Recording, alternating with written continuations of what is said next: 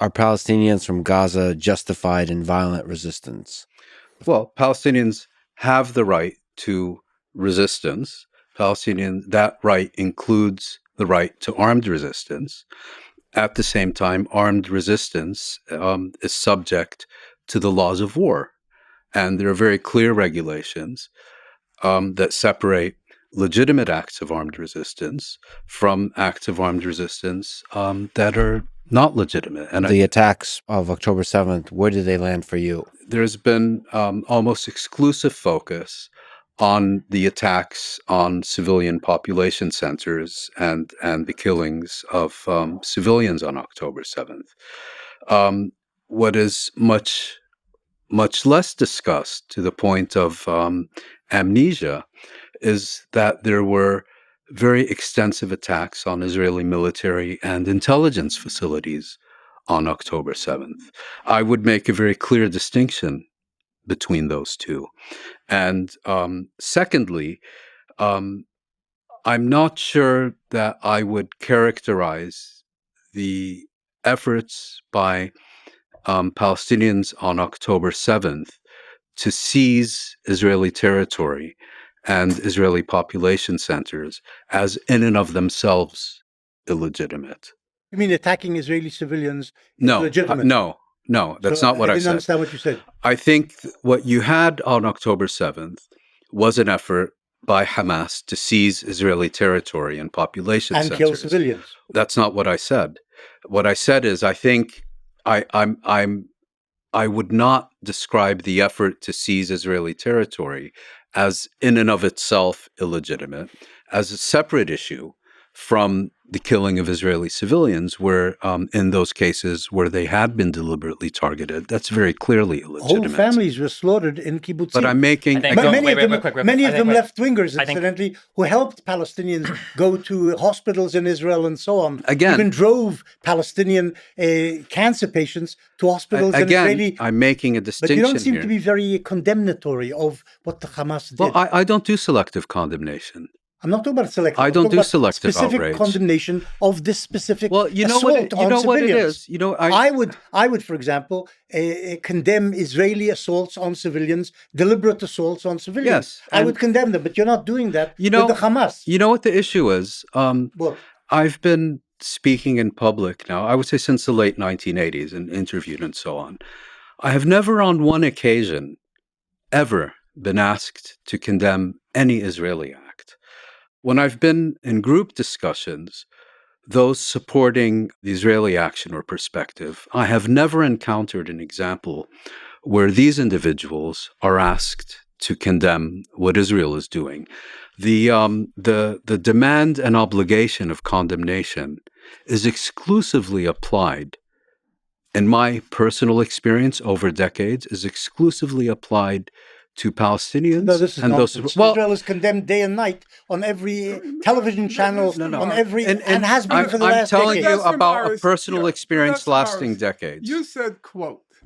Oh, no. I'm trying to quote what you just said. I shouldn't have said anything at any point. You should say, Professor Morris. Yes. You just said, I would condemn any time Israel deliberately attacks civilians. Yes. Okay? The problem, Professor Morris, is over and over again, you claim in the face of overwhelming evidence that they didn't attack civilians. That's not true. I've said Israel has attacked civilians. Professor in Kibbutz, Israel attacked civilians. Professor and I've Morris. written extensively about it. I know that. In Kafr Qasim, they killed civilians. And I've written and now that. let's. So you're just eliminating, you're selecting as Stephen says, you cherry pick. If I were you cherry pick. Let's fast forward when you were an adult. What did you say about the 1982 Lebanon War?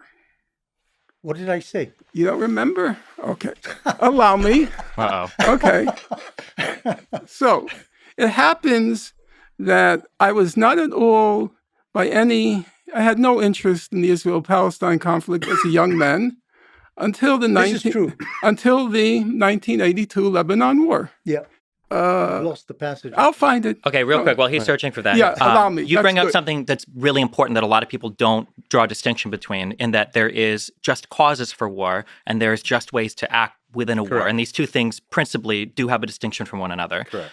However, while I appreciate the recognition of the distinction, the idea that the cause for war that Hamas was engaged in, I don't believe, if we look at their actions in war or the statements that they've made, it doesn't seem like it had to do with territorial acquisition. No. The Like point, taking land no, back. the point I was making was what was Hamas trying to achieve militarily on October 7th?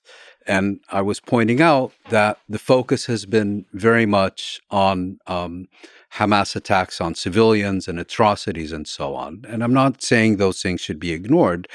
What I'm saying is that what's getting lost in the shuffle is that there were extensive attacks on military and intelligence facilities. Mm-hmm. And as far as let's say, the other aspects are concerned, because I think either you or Lex asked me about the legitimacy of these attacks. I said, I'm unclear whether efforts by Hamas to seize Israeli population centers in and of themselves are illegitimate, as opposed to actions that either deliberately targeted Israeli civilians or actions that should reasonably have been expected to result in the killings of Israeli civilians. Those strike me as by definition illegitimate. And I want to be very clear about that. Illegitimate means you condemn them. Illegitimate means they are not legitimate. I have a problem Condemning your side, yes. No, not condemning my side. I have a problem with selective outrage, and I have a problem with selective condemnation. And as I explained to you a few minutes ago, in my decades of appearing in public and being interviewed, I have never seen, I've never been asked to condemn an Israeli action. I've never been asked for a moral judgment on an Israeli action. Exclusive request for condemnation has to do with what Palestinians do, and just as importantly, I'm sure if you watch BBC or CNN, when is the last time an Israeli spokesperson has been asked to condemn an Israeli act? I've never seen it. I don't think we condemn the Arab side either, though, right? I don't think there was any condemnation. There No, wasn't but much. now that we're talking about Israeli victims, all of a sudden morality is Well, I central. think the reason why it comes up is because there's no shortage of international condemnation for Israel. As Norm will point out 1,000,000 times, that there are 50 billion UN resolutions, you've got Amnesty International, you've got multiple bodies of the UN, you've got now this case for the ICJ, so there's no question of if there's condemnation for But Israel. sorry if I Was can there interrupt any you. In question about- 1948, the entire world stood behind the establishment of a Jewish state in the entire No, world. except the Arab states and the Muslim states. Well, Not the entire world. okay, but I think you know what I mean by that. The Western democracies, that's what you're saying. Well, and then also just my Western quick question- democracies supported the establishment of Israel. My That's quick what question you're was: saying. you said that you believe that this is a very short one. You don't have to. It's just you think that there's an argument to be made that the people in Gaza, that Hamas and Islamic Jihad, or whoever participated, had a just cause for war. Maybe they didn't do it in the correct way, but they maybe had a just cause for war. I don't think there's a maybe there. The Palestinians. Okay, you think they have- absolutely had a just cause for it? Yes. Do you think that Israel has a just cause for Operation Swords of Iron? No, of course not. Okay, all right.